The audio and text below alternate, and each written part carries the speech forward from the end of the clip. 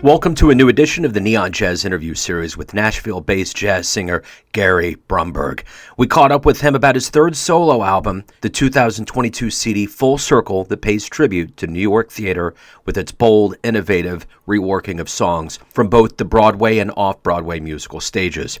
Gary was born in Buffalo and raised in a small suburb of North Tonawanda, New York, and he got his strong singing voice from his mother. He had a 2-decade-long Los Angeles film, TV, and musical theater career, and he's beat cancer twice. His story is one you should hear. Enjoy. Thank you for taking a minute out for Neon Jazz today. I appreciate it. Not at all. My pleasure. Thank you.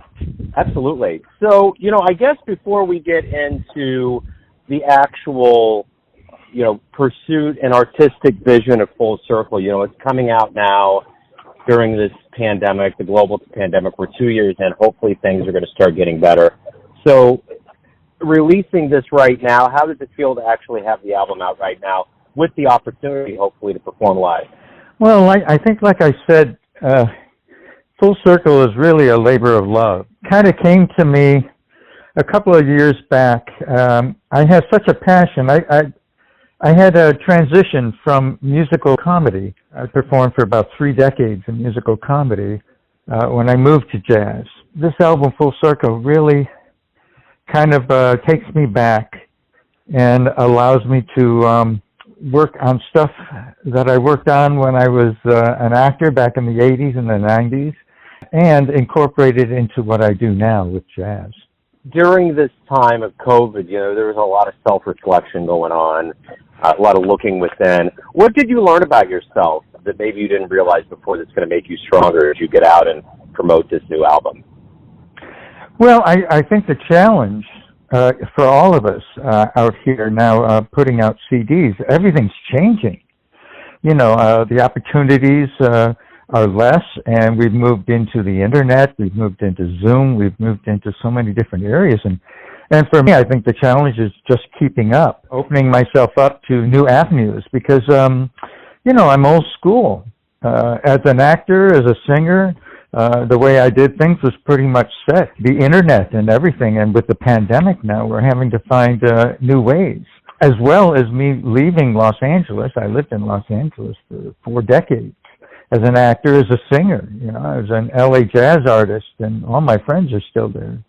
And I moved out to Nashville in 2018. And I'm just finding myself now more, resilient, I think, in opening the doors and meeting people because it's a little more difficult. Living just outside of Nashville now, I've fit into a Nashville jazz group here.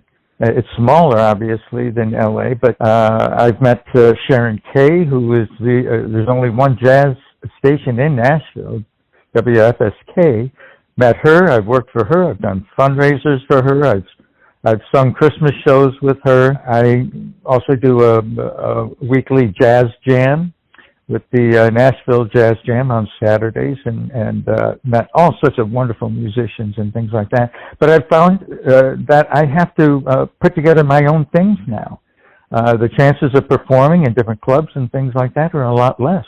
So I'm putting together my own shows, and I have a Beatles show that's called Beatles Jazz, the early years, and it's a 2-person show, and I performed that, working on another one elsewhere. And so I think I just kind of opened myself up. I think the pandemic was a slap in the face to all of us, and we've all hurt, the musicians especially. We just have, like I said, we have to open ourselves up to others and put together our own projects and be a little bit stronger now. So you were born in Buffalo, you're from New York. Talk to me a little bit about kind of this love of jazz that you've incubated throughout your life that's come to fruition, and this is your third CD. But kind of tell me how it all began for you. Yeah, well, like I said, music was a part of my growing up. My mother, Doris, was a classical singer. She was an organist and a soloist. Wherever she got a job at a church, that's kind of where that's where I got my spiritual upbringing. So I've been Methodist, I've been Presbyterian, I've been Baptist, Lutheran, but I grew up surrounded by music. Mom was also a piano and a voice teacher at home, and I'd be upstairs, playing with my toys and hearing voice lessons. I think it kind of kicked in.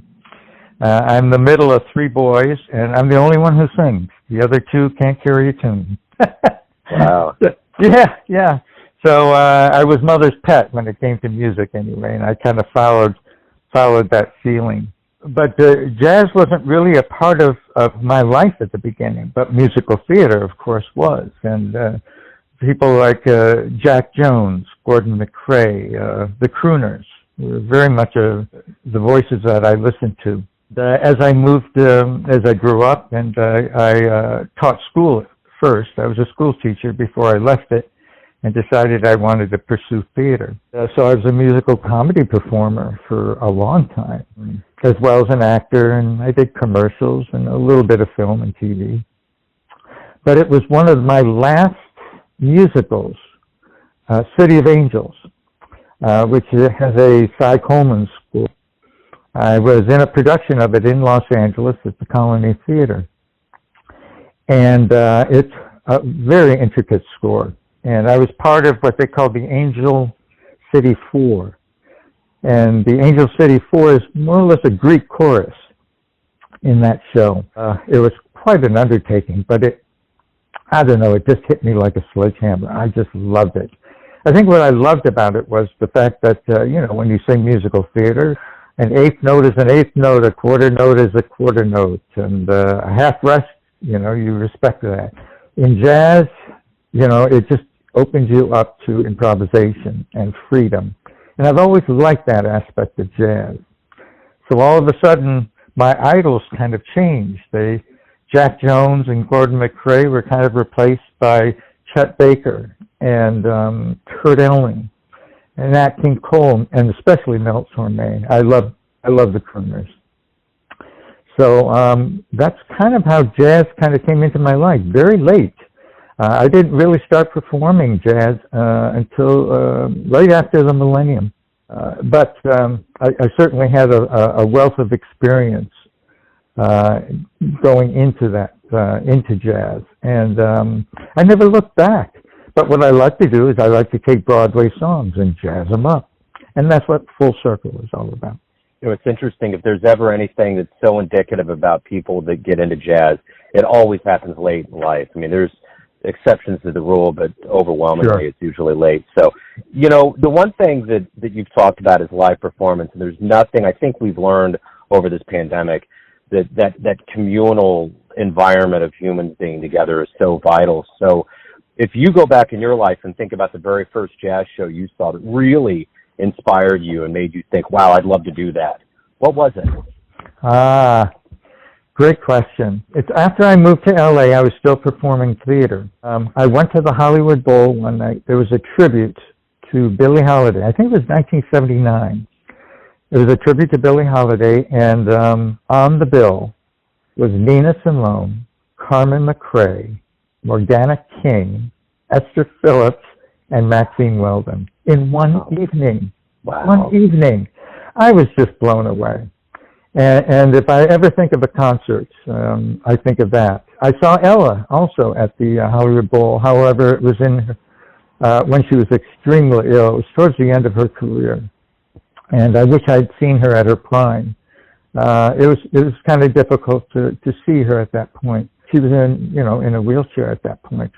But you still caught the beauty of her talent and her voice and everything like that. I mean, that didn't go away. It just made me wish that I'd listened to her in her prime. But like I said, I really wasn't exposed that much to jazz then.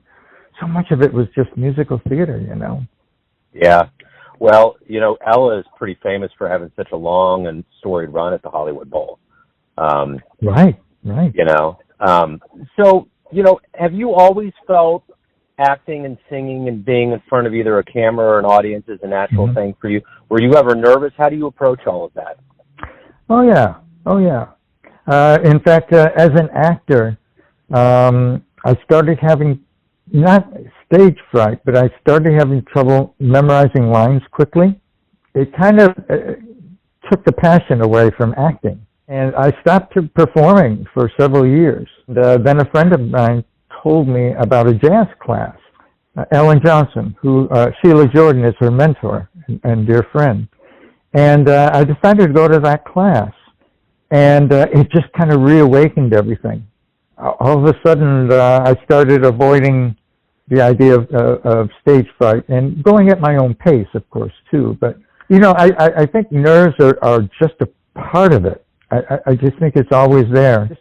I think the passion of singing overrides it eventually. I think it has to, because very few people I know don't have those kind of problems. But once you get on stage, I've always said, you kind of, you know, and feel the audience, you kind of turn from chicken to ham. So, you know, the other thing that's very key about your life is that you're a two-time cancer survivor. And I'm wondering, with the way that all of us have been kind of under a microscope with COVID and George Floyd situations, and right now we have, you know, things brimming with Russia. You know, how do you put things into perspective when you survive cancer? How do you approach the microphone differently and life differently? I would say, especially because my cancer had to deal with neck and throat. For a while, for several years, I really couldn't sing. I had no voice. I first developed tonsil cancer in 2012. And then after I went into remission in 2015, I was diagnosed with lymph node cancer on the other side of my neck. And I thought this may be it. So I wasn't able to sing. It was in between my first and second CDs. My first CD, Up Jump Spring, was back in 2007. And so I had to stop singing for 2 or 3 years. You know, I spent all that time listening to other people to keep my passion going, because I didn't know if I would ever sing again. I just didn't know if it would come back.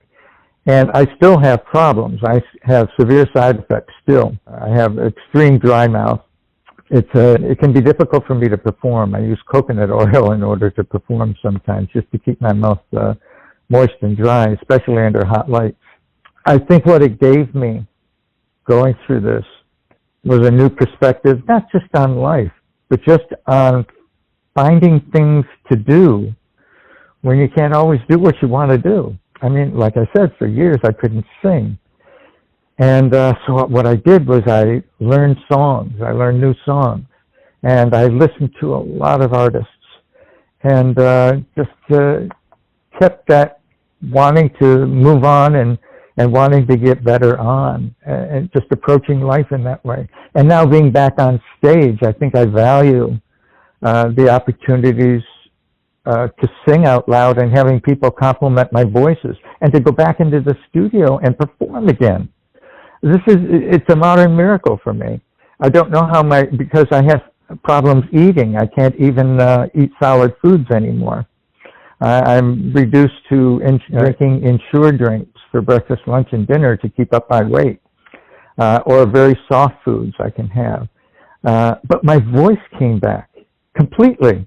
Not like it's halfway there. I mean, as I advance in age, you know, I notice a change in my voice. I notice it between the second and third CDs, between Moonlight and Full Circle. I noticed a slight change in my voice.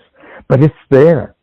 It's there, and it was important for me to put out Full Circle for that reason, just because my voice is still there, and I wanted it there while I still felt inside that my voice was strong enough to do it.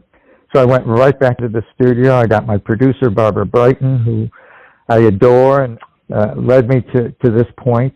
I feel very confident with her, and being a musical theater person, I wanted to make sure that Full Circle was a jazz CD, and I didn't come off musical theater, you know, because I'm singing Broadway songs. So I think, you know, the cancer opened my eyes in so many ways, but it's also a lot of luck that I'm back on stage singing and performing and going into the studio.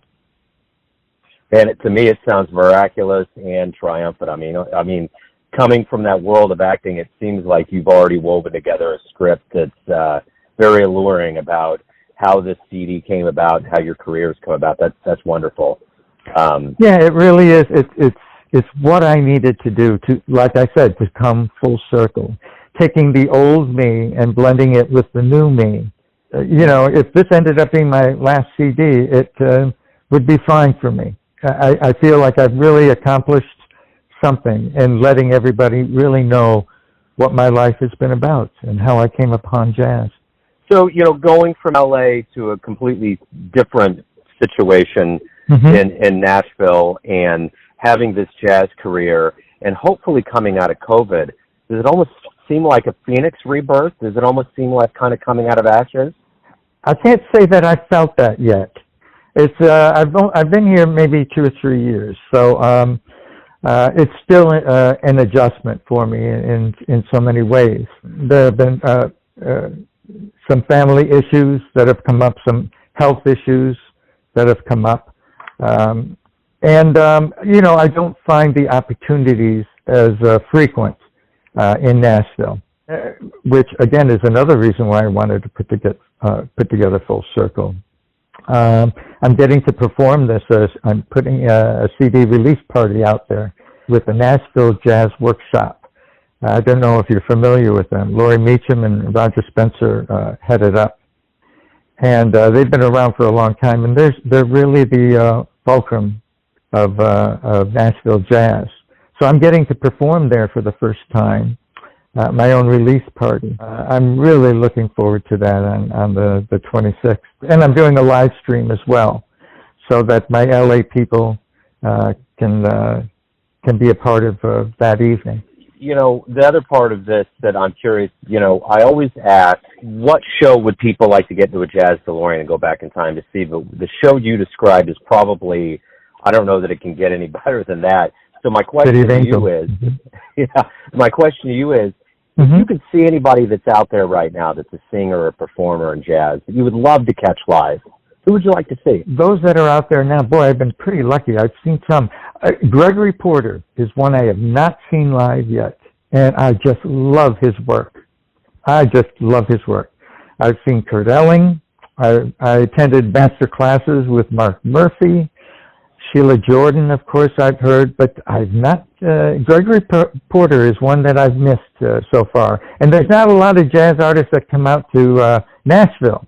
If I was still in L.A., I'd have no problem, because Catalina Bar and Grill, I used to see everybody. I performed there and would see everybody who came into town.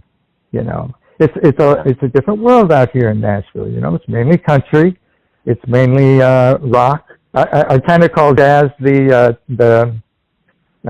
tennis of music. It's varied. It's not as popular, and it's harder to get work, obviously. But it's so classy, like tennis. I find that's the gentleman's sport, and that's what I find jazz. You have maintained a very long career in acting and now in singing. What's been the key to the longevity for you? Waking up every day and looking forward to what you're doing. What's been the motivator for you? Well, I just think my entire life is, from the beginning with my mother teaching, music has been such a passion in my life. And yes, I've had other jobs to sustain my career when times were low. I slung hash.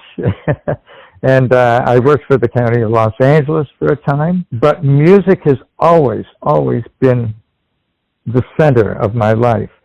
And if I wasn't, singing, I don't really know what else I would do. Other than I do write for a movie magazine. As an actor, I had such a deep appreciation for actors and actresses, and especially of films of the Golden Age.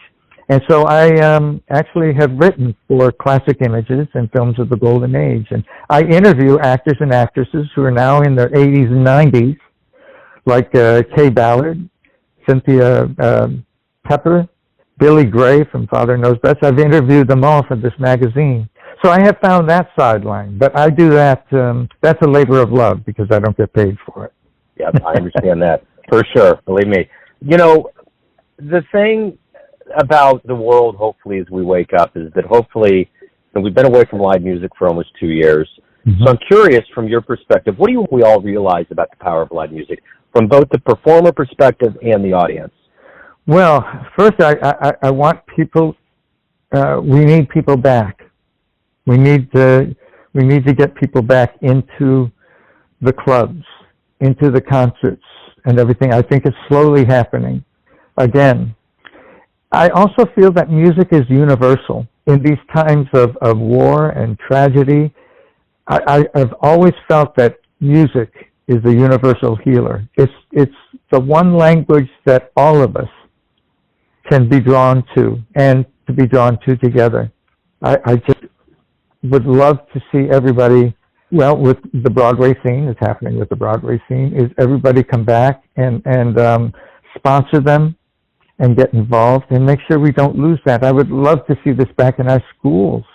You know, as a kid, we just took this for granted. I had my music class, and then I moved to take an art class and gym and physical ed, and I was exposed to all of that. I went to the Buffalo Symphony, the Philharmonic, when I was 8 years old, and that listening to Peter and the Wolf by Prokofiev, and it was like, you know, and now these children don't have that experience now. They're lucky that they even get to their classes. I hope that we can get our children more involved with music again and expose them to all sorts of music, not just pop and stuff, but to jazz, and just have everybody get back together again. So everyone has a perception or an idea of who they think you are, your family, your friends, your fans, but ultimately you live your life. You have a perception of yourself. Who do you think you are? I'm a mass of contradictions, I can tell you that right now. I'll tell you, I grew up very insecure and very shy, very introverted. In grade school, I was selected for the lead in plays and in concerts and music. And that brought me out of my shell. And but I still fight that.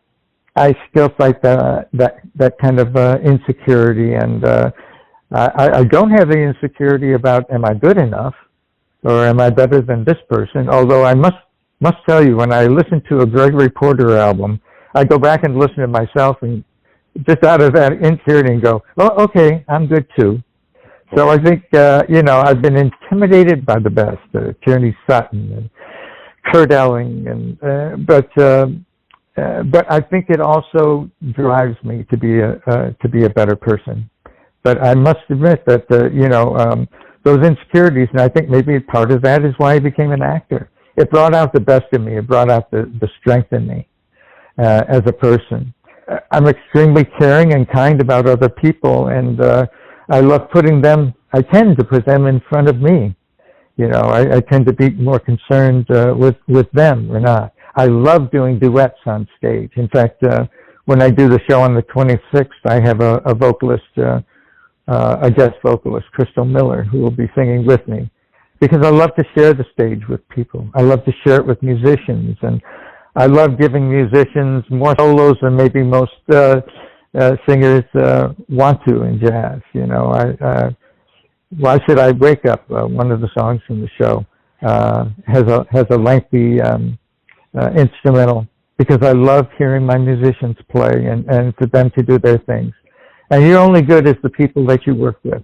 And I have some dynamite people on Full Circle. You know, I have Jameson Trotter has just put together, his father is Terry Trotter, the pianist. And Jameson has put together these arrangements. He knew nothing about Broadway, nothing. And had to listen to the soundtracks, or not the soundtracks, but the original Broadway shows, and had to listen to them and then make them jazz pieces. We had reflections of Bird and reflections of John Coltrane and Miles Davis. You can hear them in several of these songs that I put together. I know Happy Talk has a definite bebop feel of Charlie Parker. And I know You've Got to Be Taught. We put in trombone for that. I was trying to think of Bob McChesney. I was thinking of Bob McChesney. Sorry, Grateful. Stephen Sondheim's song from Company. I just heard a lick from a John Coltrane tune and had Jameson listen to it, and he ran with it, and it's just beautiful. I just love it. Did I get off track here? No, you're fine. Okay. You know, sometimes I forget the original question and I go off into a tangent. No, you're good. If I'm gonna ask an open-ended question, it's totally fair for an open-ended answer. For sure. No, but that was really my final question. I really appreciate your time and candor opening up about your career. Good luck with the album, and hopefully as the world opens up here in 2022. Oh, let's hope so. You know, I really miss you really have taken for granted, you know, just to set up concerts, and I have to drum real hard to get people to come and see me, you know, because people are afraid to come out. Yeah. So I hope, you know, I hope people will come out to the Nashville Jazz Workshop to catch my CD release party on the 26th, and it's also live streamed, so anybody can go on and listen to it live stream up to a week later. So I really like your questions, by the way. You really had me thinking here. Thanks for listening and tuning in to another Neon Jazz interview, where we give you a bit of insight into the finest singers and players in Nashville, Los Angeles, Kansas City, and spots all over the world, giving fans all that jazz. Thanks to Gary for his time, honesty, and cool. If you want to hear more interviews, go to Famous Interviews with Joe Davino in the iTunes Store. Visit neonjazz at youtube.com, and for everything Neon Jazz all the time, go to the neonjazz.blogspot.com. Until next time, enjoy the jazz, my friends. Deep inside me says it can be so. So let's make a celebration. Feel that love grow, feel that love grow. Neon Jazz.